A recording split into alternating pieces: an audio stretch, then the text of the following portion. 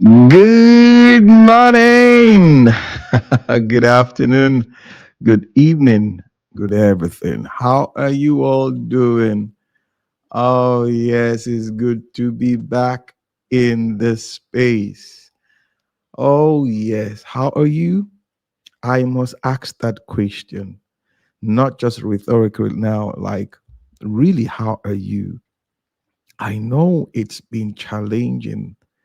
But before I came on, I was just muttering to myself, uh, "What a wonderful time to be alive!" We're experiencing so many things on earth today. You know, wherever you turn, you just have this thing. I will call it a human thing, and it's like we're going through this phase. So a lot. I'm good. I'm good. And I'm super excited. Each time I come into this space, sincerely, I must tell you this. I just imagine you listening. Yes. And listening to me, getting encouraged, hearing those things that would move you to the next phase or next step you want to take. And you have this energy that rises or surges within you. And I'm grateful to God for this. Really, I am. And you're the reason why we're here. Yes. So you know how we say it. This is the space where we come in to lean on one another's experience to forge a positive path. The word cafe. Ah, so beautiful. So. What are we going to be doing today? Well, this period, most of my, what I call it, thought, alone thoughts, not without a guest now, has been centered around change and all of that. And you will agree with me, that is the constant. Your ability to understand change would help you go through life in such an amazing way. So today, I'm looking at something. It's been with me for a while, honestly. And this is how it happens for me. Each time a thought hits me, I sit down and I try to curate it. I ponder on it. I do, one or two research. Indeed, yes. I go around. I try to like check and all of that. And I sit with my wife and I try to share with her first. Yes, honestly, I do that. And sometimes she'll just look at me like, this is so abstract or something, or this is so deep and all of that. So, but that's how it comes. So I need to share it. And lately, I've been having this thought about tomorrow. Yes, tomorrow. We all are racing. If you ask anybody, if you see anybody, you don't necessarily have to ask, even on the street. You just hear it's like we're chasing after something, and it's like we're running after something. And that thing we're looking for is where tomorrow is, like the future. We want to, like, if you ask anybody to define the future, what comes literally, what comes, readily to their minds is like tomorrow, something you are looking up and all of that. And so, in course of chasing, in course of going after these things, you come to see your life changing before your very eyes. Yes, you come to see your person changing. And if you really take note of it, you would see yourself more or less like transforming. There's this change, and you can't quite place it when it began, but somehow when you get to that destination you're looking at, you would turn back and like, wow, a lot has happened. So what are we going to be talking about today? The man who sees tomorrow. That's the title or the topic or the what I want to talk about. I know when you hear that, what comes to your mind, for those of us who has been following history and all that, is the man who saw tomorrow, Nostradamus. Well, I'm not talking about the man who saw like cast in stone. I'm talking about the man who sees. The man who sees tomorrow. Man here is man, woman, yes, man and woman, male, female, yes. The man who sees tomorrow. Who is that man? Who can you define as that man? And you know the way we do it on the show, storytelling will be part of it. And I'm going to begin with this.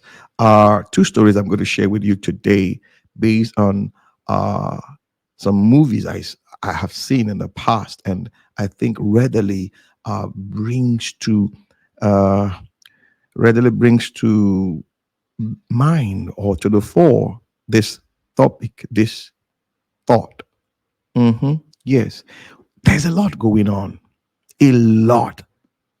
And if we try to put, would I say, timelines to these things and try to like trace them backwards, we'll come to see the changes that have occurred. And some of us will say, I'm living in my tomorrow that I envisaged some years ago or some time ago. And those times I refer to as tomorrow. And eventually, tomorrow, those tomorrows are now, should I say, in the past, as it were. All right, then. So you look at it, plethora of examples, plethora of events pointing to tomorrow, that words that has come to be and we are yet expecting. So, how do I approach it? So, I remember this movie, Eli Stone. I know I've talked about it on this show before. You know, Eli Stone, a lawyer. I think that was it was shot in San Francisco. Yes, that movie. Yes, Eli Stone. You can check it up. So, Eli Stone had this gift. He was a lawyer, you know, a practicing lawyer, but who could see the future, who could see tomorrow, who could see things, events before they happen. And his gift led him to take cases that were more or less pro bono, but they had this moral story and to change the landscape of, should I say, maybe in housing or in marriage or in schooling or whatever. So he goes for those things, and his colleagues were kind of, you know, like they were weary. Why would you, a good lawyer of your standing and all that? But he could see the future, he could see tomorrow, you know, and he went for those things that could define, you know, the future, things that could change tomorrow, that will place people to think differently and approach issues differently. So he went on to do that. And one of, I think the last episode that I saw, I don't think they went on with it again. He saw the San Francisco Bridge, the Golden Gate Bridge, you know, collapsing and all of that. And he said it to his colleagues and they thought he was mad. He told them when it would happen, exact time and all that. And the day it was to happen, he left the office. You know, he mustered the courage, stood on the table, one of the decks in the office, and he announced to them he's leaving because this is about to happen. And yours truly, he left exactly that time it happened. So his boss, you know, somehow has been taking note of him and is like, "Oh, we need more in a corporate setting now. We need more of Eli Stones, you know, in corporate environments that can actually tell us, you know, when we get into business, all we think about is profit making. Yeah, I understand. hmm Yeah. But there is a tomorrow. Yes, there is a tomorrow. So he said that, and that's where it ended. So hold that thought there. Eli Stone had this gift based on a relationship. I'll tell you why. Another story I have to share with you from another movie by Nicolas Cage. I've forgotten the name of that movie now, but in this movie, Nicolas Cage, who I've seen, he plays, you know, he likes roles like playing roles like this in movies that sees him to be doing one or two, I wouldn't call it magical now, but things that are otherworldly, so to say. Yes. So he had this ability to see, I think, 5 minutes or 2 minutes before something happens. You know, he has this gift. And as usual, FBI and the rest of them, they come looking for him and, you know, and all of that. But he got into a relationship with this lady and he realized each time he is with this lady, He could see far beyond minutes, hours, days, months. He could see way into years and all of that. And I think one of the last scenes in the movie was the lady died. She died, and that vision he saw, so to say, that thing he saw, boom, like brought more insight to this ability. So it's like each time I'm with her, I see farther than the ordinary, farther than normal. So he was in this relationship that heightened his ability to see.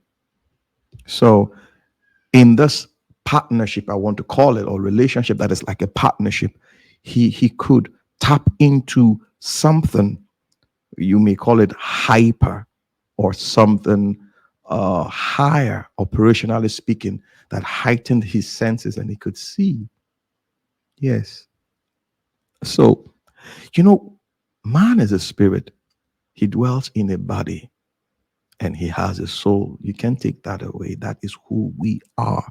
And we walk on this principle. Like I said, we're going after something. And sometimes if you ask that question, do you know what you're going after? A lot of us, that's the truth, don't quite know it.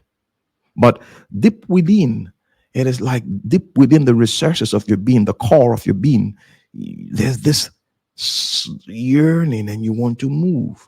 And you want to, like every day, you're going after it. When you rise in the morning, when you go through the day, yes, we may want to call it purpose, but each tomorrow that comes, there is an aspect of the purpose that you don't know. It's like, yes, I've seen this, and but it's not complete. And you go after it again and you keep going. But the two stories I just laid before you now, Eli Stone and Nicolas Cage, in these movies, because they were in this relationship, it gave them the ability to see far and the courage to take responsibility, to be responsible, to act on them. Yes. So juxtaposing or uh, dwelling on these two stories before I came on, as part of what I do, I was sharing with my wife. I said, "Can you imagine this story from the Bible, Acts chapter 1, verse 8?" I'm going to use that to further buttress my point on the man who sees tomorrow. When Jesus was to leave, he told them about what was to happen. He told them about tomorrow, not just their tomorrow, tomorrow, yes, in a broader, global, would I say, celestial or galactic sense. Yes, he told them about. So these things were so humongous, like we'll say in Nigeria, huge, and they couldn't quite comprehend it. So he said to them, "But you will receive power when the Holy Spirit comes on you, and you will be my witnesses in Jerusalem, in Judea, in Samaria, and to the ends of the earth." So now listen, your tomorrow depends on one factor: the coming of the Holy Spirit, your relationship with Him. Now, for you to see all of Jerusalem, for you to see all of Judea, for you to see all of Samaria, and to the ends of the earth, is a function of your relationship with the Holy Spirit. So, seeing tomorrow is not about being analytical, putting together all the facts, putting together all the theorems, putting together all the data and your mind and all of that. No, it's beyond that. Yes, that's a given. Mhm. That's a given. It helps your learning, it helps your intelligence, but it doesn't help your revelation. What you need to understand the future, what you need to walk into your tomorrow, the tomorrow, that tomorrow is a function of the relationship you have. And that was what Jesus said to them. You want to see the whole of Jerusalem? Okay. All right. You want to see the whole of Samaria? Okay. All right. You want to see the whole of Judea? Okay. All right. You want to get to the ends of the earth? There's only one thing or one person that will help you, the Holy Spirit. And that's what he said to them, like a relationship. You have to be in that relationship. Why? Because he sees all, he knows all, and he can reveal them to you in bits and pieces or in bites, as we want to call it, bite sizes. So, this is what I see, when we look at the future, when we want to talk about the future, when we want to embrace the future, when we want to walk into the future. There are a lot of decisions going on out there today based on being analytical. That's good. From my practice, HR practice, I believe in, analysis. Yeah. I think my first, when I was employed, my first job title was HRO analytical officer or something. I can't remember it quite now, but it had to do with data. So how to you gather data, how to process, how to mine, and how to tell. How to, as we would want to call it, how to predict with him. It's not a prediction. It's a knowing. It's a certainty, and you walk. So more or less, you shape shift time, you change things. Yes. Because look at it from where they were. Even the story I just told you, from where they were standing, Eli Stone was a lawyer. How much can he read? How much can he know from his legal practitioner and profession? From Nicholas Cage's position, how much can he trick? How much can he flip? So how much can you know? How much can you gather the data and all of that? But when you are in that relationship, you come to like tap from the senior partner in that relationship who freely gives because there is something to be done. There is an assignment to be fulfilled. And that is how I view so many corporations, big corporations globally, and what have you, their ability to see dependent on the relationship they've come to have. And this relationship help them to craft visions that starts from Jerusalem, goes to Judea, goes to Samaria, and it goes far to the ends of the earth. It touches. Yes, as you're hearing my voice now, I don't know what the ends of the earth looks like. Yeah, I don't. But in that relationship, following the senior partner, I can, yes, follow his leading. Yeah. And that's what I came to share with you today. You want to see tomorrow. You want to know your tomorrow. You see, that's why, we have things like horoscoping, and trying to study the celestial bodies and all of that. Well, those things are limited in themselves, I must tell you. But the relationship with the Holy Spirit changes everything. Now, this is a personal conviction and experience I'm sharing with you on the show today. How far can you see? How well can you define tomorrow?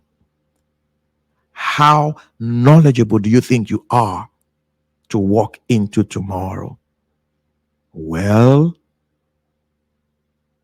I was told for you to see Father or Father or Father, as the case may be, you have to sit on the shoulders of the Father or the fathers. So the fathers sat on whose shoulders? So that is what we came to do on the show today. The man who sees tomorrow. Now, I'm not talking about the man who saw tomorrow. I'm not talking about predictions here. I am talking about relationship. Yep, working into the future. Not based on your confidence now, not based on your intuition, as you want to call it, but based on the revelation he has given to you. Yes. Guys, that's why I'm here. I hope this has blessed you as it has me. All right, then. You know how we say it on the show. This is the space where we come in to lean on one another's experience to forge a positive path. And this is what the Word Cafe is all about. I'm super happy, super excited that you were there listening and you were there receiving. All right, then. Till I come your way again. Bye for now.